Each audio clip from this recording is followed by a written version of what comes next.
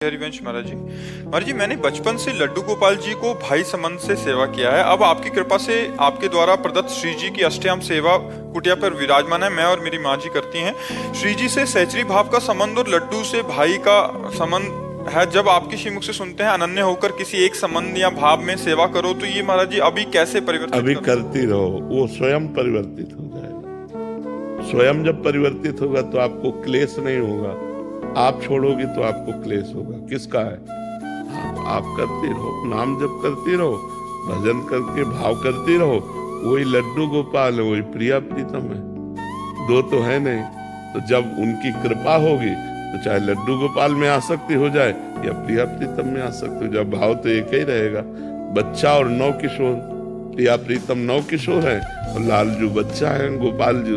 तो हमारा अगर बच्चा भाव रहेगा तो माँ भाव रहना चाहिए। वात्सल्य के द्वारा बच्चे का पोषण होता है तो वो वात्सल्य भाव रहता है। तो अगर हम प्रिया प्रीतम नौ किशोर तो हम दास दासी हैं। ऐसे भाव से चला जाता है। आचार्य परंपरा से भाव को स्वीकार किया जाता है। तो हमको चाहिए कि गुरु वाले भाव में चलना चाहिए।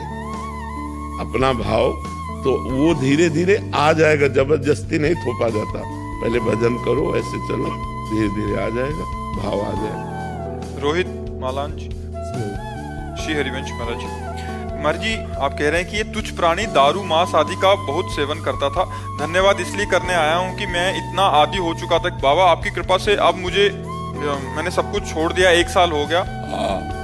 नहीं, बहुत सुंदर भाई। हम तुम्हें धन्यवाद देते हैं जो आप बात मान करके गंदी बात छोड़ दिए। तुम्हारा जीवन अच्छा हो, स्वस्थ हो और तुम उन्नति को प्राप्त हो। यही हमारा तो लक्ष्य है कि बैठे बैठे बीमार अवस्था में भी कष्ट सह के बोलना, कष्ट सह कर आना। बस एक ही उद्देश्य, जब तक प्राण है तब तक हम अपने देशवासियों को जितना हमारी वाणी में सामर्थ्य है उतना पवित्र कर रहे हैं, उतना अच्छे मार्ग में चलावें। तो ये हमारा सौभाग्य है कि आपने छोड़ा, तो हमारी वाणी सफल हुई ना।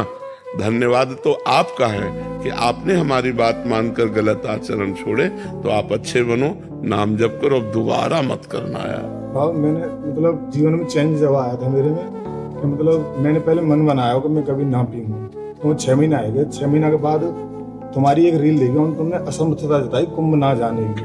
तो मैं वहाँ कुंभ जल लेने गया, तो वहाँ मैंने श्री जी वचन दिया कि मैं जीवन में मतलब मैं अपने बाबा के लिए जब जल लेके जा रहा हूँ तो मैं कभी ना करूँगा।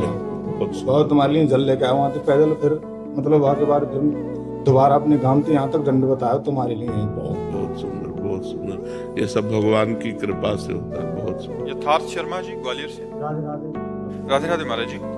महाराज जी मैं एक कॉलेज विद्यार्थी हूँ। नियमित रूप से आपका एकांतिक वार्तालाप सत्संग श्रवण करने का प्रयास करता हूँ। आपकी आज्ञा पे चलने का भी प्रयास करता हूँ। महाराज जी आपके वचनानुसार मैं प्रयासरत रहता हूँ कि किसी भी निंदा आदि ना करूं और व्यर्थ तथा प्रापंचिक चर्चाओं से दूर रहूं। किंतु कॉलेज एवं समाज में सहपाठियों तथा मित्रों में प्राय इन्हीं बातों की बहुल्यता रहती है। किसी प्रकार की भागवतिक चर्चा सुनने और करने की नहीं मिलती। इन प्रापंचिक बातों को कानों से भी सुनने पर बहुत पश्चाताप होता है। गुरु अवज्ञा सी लगती है महाराज जी। ऐसे में मन खिन्न हो जाता है महाराज जी। कैसे?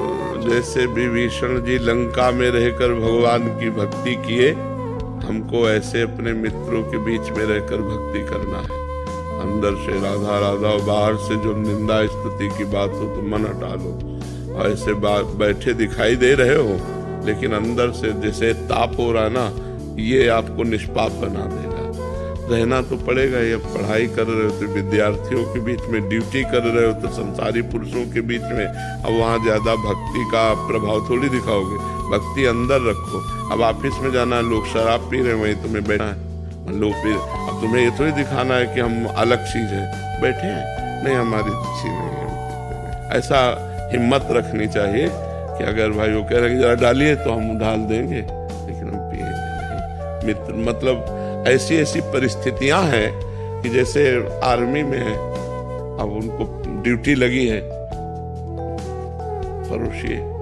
तो अब ऐसी परिस्थिति में क्या करूं? तो हमका परोसिए, आप परोसिए, कोशिश करो, आप मत खाइए।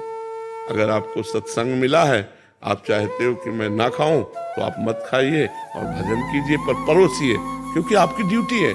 वहां अगर नहीं कहते तो फिर आप कहीं दंड के भागी ना बन जाए। अगर जो जैसा आदेश हो रहा है सरकारी, वैसा हमें लगता है दबाव पक्ष तो कहीं नहीं होता कि आप ये खाइए, आपके लिए दोनों है, जो मना है सो खाइए, ऐसा ही होता है।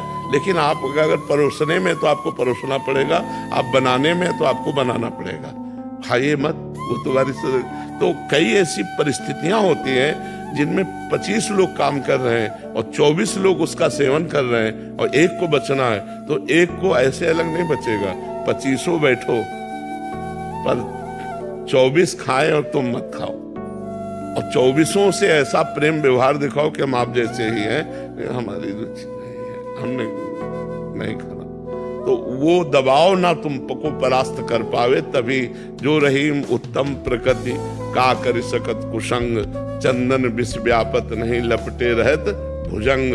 तो चंदन में काले सर्प लगे रहते हैं तो उनका विष नहीं चढ़ता, चंदन अपना शीतलता उनको प्रदान करता है। तो प्रभाव ऐसा बढ़ाओ कि 24 का कुप्रभाव तुम्हारे ऊपर ना पड़े। हो सकता है तुम्हारी ऐसी निष्ठा देखकर 24 में 1-2 टूट जाएं कि भाई हम 20 की तरह चलेंगे, ऐसे हम बने, ना कि हम 24 के प्रभाव से टूटकर 25वें भी उसी में टूट रहे हैं लोग और लहसुन प्याज भी छोड़। हाँ, क्योंकि जब प्रभाव पड़ेगा आपका, मेरे संग जो बैठ के खाते थे वो लहसुन प्याज छोड़ने लगे थे। हाँ बिल्कुल। एक वकील है सत्संगी, कम से कम 30 वकीलों को उन्होंने बदल डाला। 30 लोग धोती कुर्ता में, और राधा वल्लभ श्री हरिवंश श्री हमका धन्यवाद है, 30 लोगों ने व्यसन छोड़ दिया, 30 लोगों ने गंदी बातें छोड़ दी और उनके साथ होकर के जुड़। तो अगर हम चाहें तो कई लोगों को बचा सकते हैं, अपने प्रियता, अपनी मित्रता। अच्छा, कोई हट किए हुए तो देखो ये बच्चा ने, इसके मित्रों ने कहा तो इसके दिमाग में कहीं ना कहीं बात बैठी और इसने छोड़ा, इसको रास्ता मिला, देखो बढ़िया चल पड़ा। नहीं तो ऐसा पीने वाला कि मतलब मित्र लोग ऐसा कहते थे। तो हमें लगता है कि अगर हमारे सद्वाक्य जाएंगे तो टूटेगा एक दिन। हाँ, मेरा मित्र एक आर्मी में, तो मतलब वाकई में मैं वाणी भी छोड़ू। हाँ, रश्मि जी दिल्ली से। राधे राधे महाराज जी। महाराज जी, अगर कोई व्यक्ति हमारे सीधेपन का फायदा उठाकर हमारे साथ छल कपट करता है या विश्वासघात करता है तो उसे क्या हमें अपने जीवन से त्याग देना चाहिए? नहीं, इस परिस्थिति में खुद को कैसे प्रसन्न रखें? देखो भगवान के